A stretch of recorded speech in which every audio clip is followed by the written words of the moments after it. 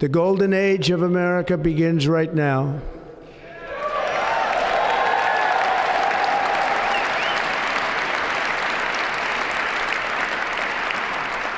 From this day forward, our country will flourish and be respected again all over the world.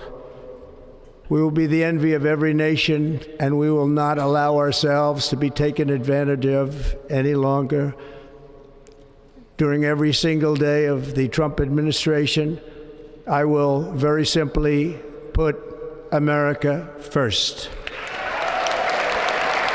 Our sovereignty will be reclaimed. Our safety will be restored. The scales of justice will be rebalanced. The vicious, violent, and unfair weaponization of the Justice Department and our government will end. And our top priority will be to create a nation that is proud, prosperous, and free. America will soon be greater, stronger, and far more exceptional than ever before. I return to the presidency confident and optimistic that we are at the start of a thrilling new era of national success. A tide of change is sweeping the country, sunlight is pouring over the entire world, and America has the chance to seize this opportunity like never before. But first, we must be honest about the challenges we face. While they are plentiful, they will be annihilated by this great momentum that the world is now witnessing in the United States of America. As we gather today, our government confronts a crisis of trust. For many years, a radical and corrupt establishment has extracted power and wealth from our citizens while the pillars of our society lay broken and seemingly in complete disrepair. We now have a government that cannot manage even a simple crisis at home, while at the same time stumbling into a continuing catalog of catastrophic events abroad. It fails to protect our magnificent, law-abiding American citizens, but provides sanctuary and protection for dangerous criminals, many from prisons and mental institutions that have illegally entered our country from all over the world. We have a government that has given unlimited funding to the defense of foreign borders, but refuses to defend American borders or, more importantly, its own people. Our country can no longer deliver basic services in times of emergency, as recently shown by the wonderful people of North Carolina, been treated so badly.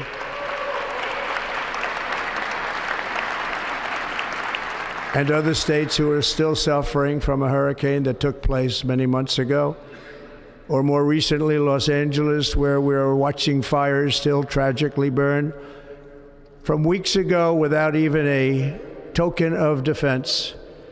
They're raging through the houses and communities, even affecting some of the wealthiest and most powerful individuals in our country, some of whom are sitting here right now. They don't have a home any longer. That's interesting. But we can't let this happen. Everyone is unable to do anything about it. That's going to change. We have a public health system that does not deliver in times of disaster, yet more money is spent on it than any country anywhere in the world. And we have an education system that teaches our children to be ashamed of themselves in many cases, to hate our country despite the love that we try so desperately to provide to them. All of this will change starting today, and it will change very quickly. My recent election is a mandate to completely and totally reverse a horrible betrayal and all of these many betrayals that have taken place, and to give the people back their faith, their wealth, their democracy, and indeed their freedom. From this moment on, America's decline is over. Our liberties and our nation's glorious destiny will no longer be denied, and we will immediately restore the integrity, competency, and loyalty of America's government. Over the past 8 years, I have been tested and challenged more than any president in our 250-year history, and I've learned a lot along the way. The journey to reclaim our republic has not been an easy one, that I can tell you. Those who wish to stop our cause have tried to take my freedom and indeed to take my life. Just a few months ago in a beautiful Pennsylvania field, an assassin's bullet ripped through my ear. But I felt then, and believe even more so now, that my life was saved for a reason. I was saved by God to make America great again. That is why each day under our administration of American patriots, we will be working to meet every crisis with dignity and power and strength. We will move with purpose and speed to bring back hope, prosperity, safety, and peace for citizens of every race, religion, color, and creed. For American citizens, January 20th, 2025 is Liberation Day. It is my hope that our recent presidential election will be remembered as the greatest and most consequential election in the history of our country. As our victory showed, the entire nation is rapidly unifying behind our agenda with dramatic increases in support from virtually every element of our society, young and old, men and women, African Americans, Hispanic Americans, Asian Americans, urban, suburban, rural, and very importantly, we had a powerful win in all 7 swing states, and the popular vote, we won by millions of people. To the Black and Hispanic communities, I want to thank you for the tremendous outpouring of love and trust that you have shown me with your vote. We set records, and I will not forget it. I've heard your voices in the campaign, and I look forward to working with you in the years to come. Today is Martin Luther King Day, and his honor, this will be a great honor, but in his honor we will strive together to make his dream a reality. We will make his dream come true. National unity is now returning to America, and confidence and pride is soaring like never before. In everything we do, my administration will be inspired by a strong pursuit of excellence and unrelenting success. We will not forget our country, we will not forget our Constitution, and we will not forget our God. Can't do that. Today I will sign a series of historic executive orders. With these actions, we will begin the complete restoration of America and the revolution of common sense. It's all about common sense. First, I will declare a national emergency at our southern border. All illegal entry will immediately be halted, and we will begin the process of returning millions and millions of criminal aliens back to the places from which they came. We will reinstate my Remain in Mexico policy.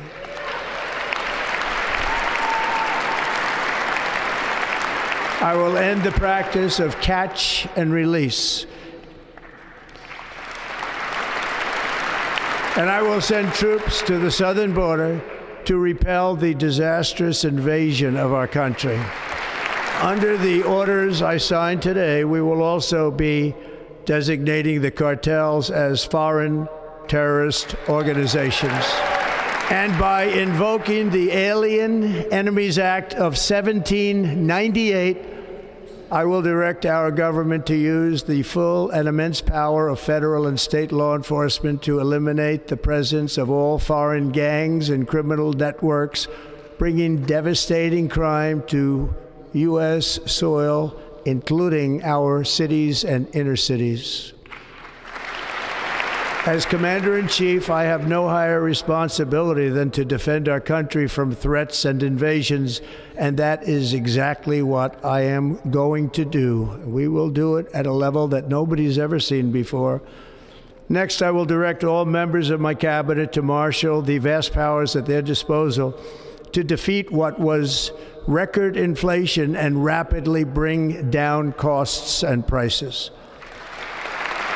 The inflation crisis was caused by massive overspending and escalating energy prices, and that is why today I will also declare a national energy emergency. We will drill, baby, drill.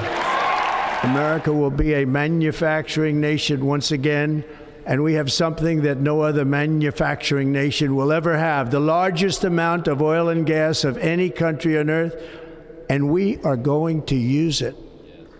We will bring prices down, fill our strategic reserves up again, right to the top, and export American energy all over the world.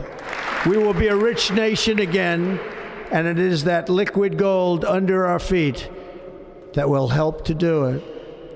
With my actions today, we will end the Green New Deal, and we will revoke the electric vehicle mandate, saving our auto industry and keeping my sacred pledge to our great American auto workers. In other words, you'll be able to buy the car of your choice.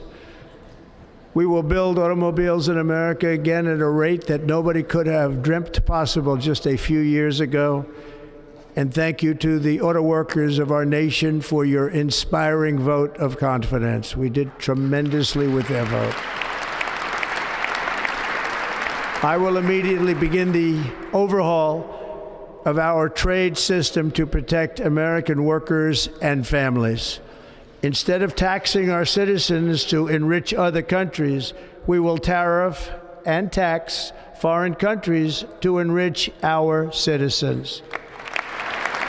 For this purpose, we are establishing the External Revenue Service to collect all tariffs, duties, and revenues. It will be massive amounts of money pouring into our treasury, coming from foreign sources.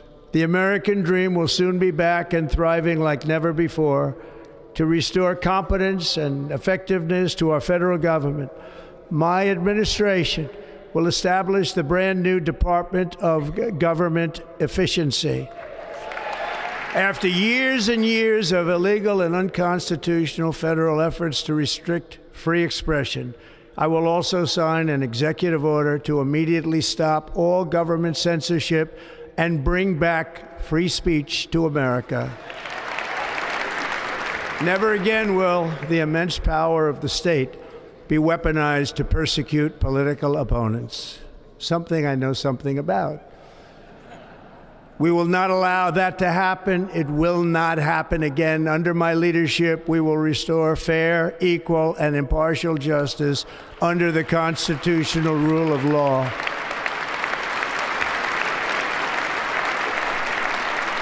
And we are going to bring law and order back to our cities. This week, I will also end the government policy of trying to socially engineer race and gender into every aspect of public and private life. We will forge a society that is colorblind and merit-based. As of today, it will henceforth be the official policy of the United States government that there are only two genders, male and female. This week, I will reinstate any service members who were unjustly expelled from our military for objecting to the COVID vaccine mandate with full back pay.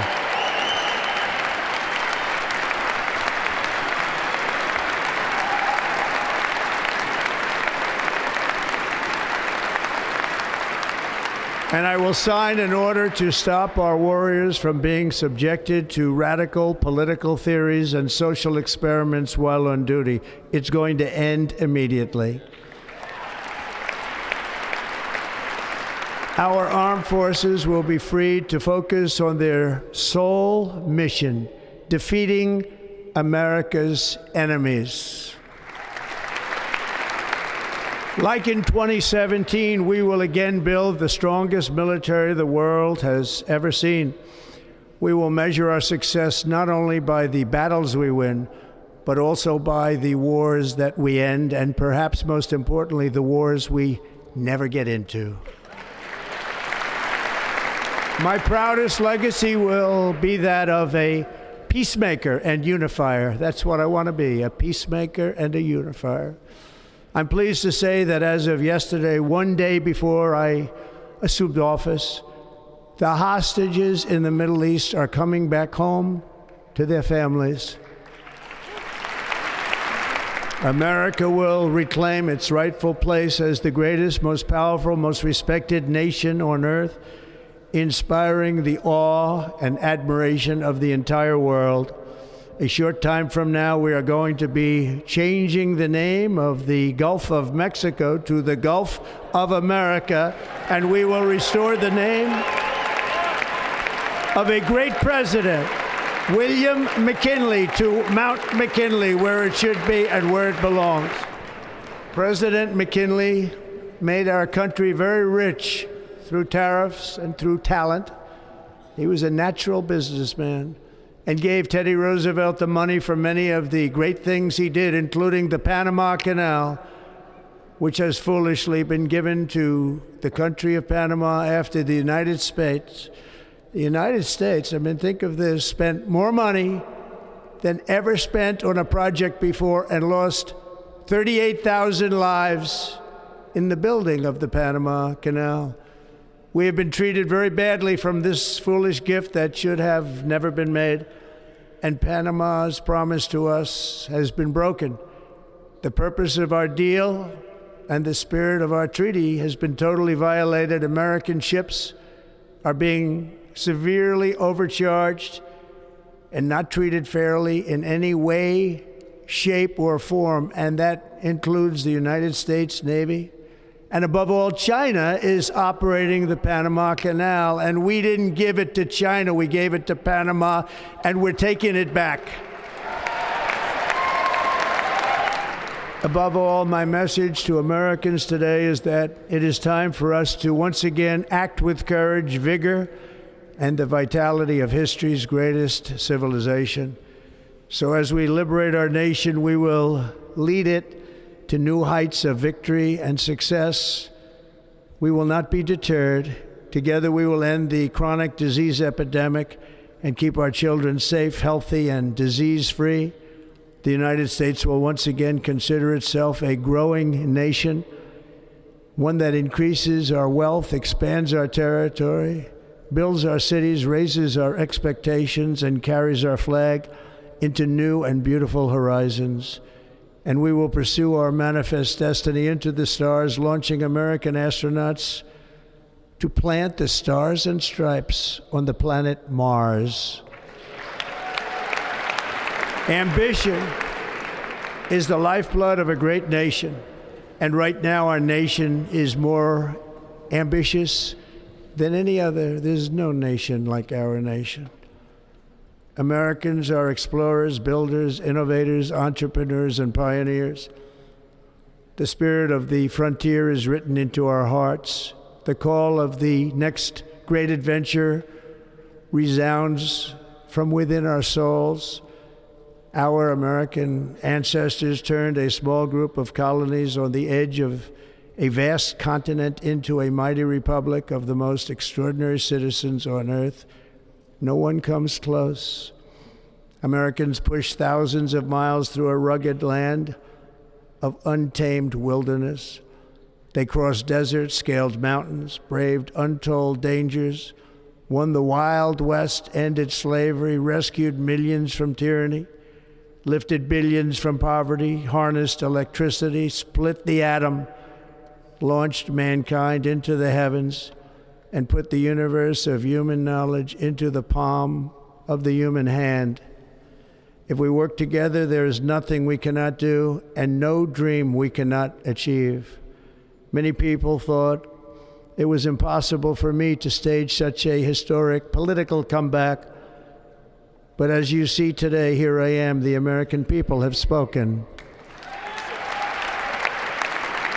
I stand before you now as proof that you should never believe that something is impossible to do.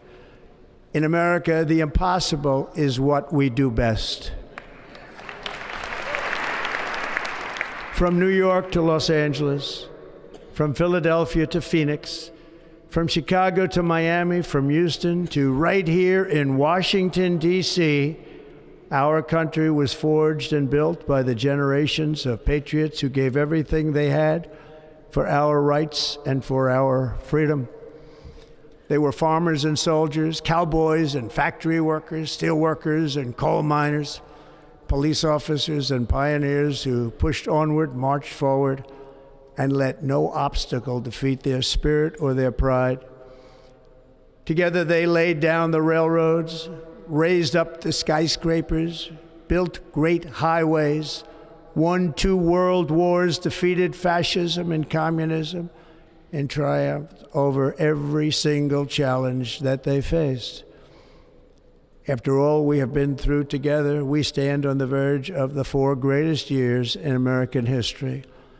With your help, we will restore America promise, and we will rebuild the nation that we love, and we love it so much.